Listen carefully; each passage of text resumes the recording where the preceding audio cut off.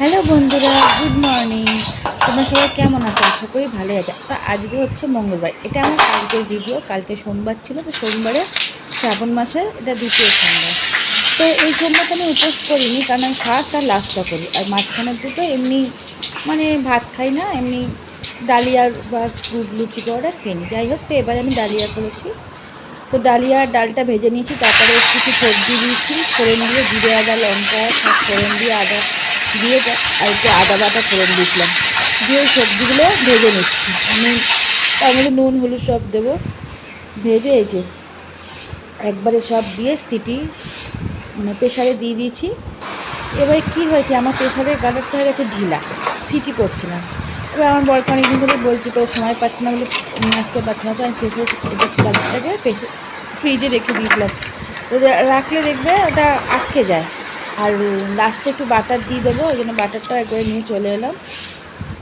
তো তো যাই হোক, লাগানোর পর কাজ দিয়েছে প্রেশারে সিটি ফ্রিজে রাখার পর।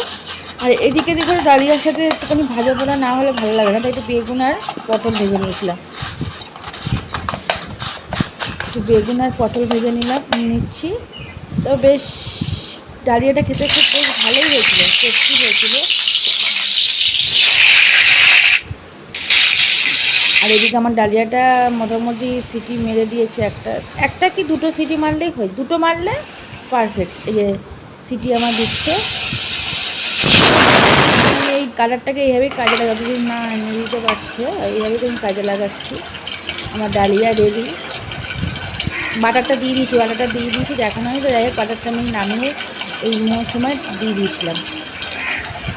দেখো, আমি এত গুছিয়ে কথা আমি বলতে পারি না, প্রথম করছে। তোমরা যে ভুল করলে ক্ষমা করে দিও। যে ডালিয়া আমার বেড়ে নিয়েছি, বেগুন ভাজা তারপর পটল ভাজা, খেতে সেই স্বাদ হয়েছিল, সেই স্বাদ। এই যে আমি খাচ্ছি এখন, সেই স্বাদ।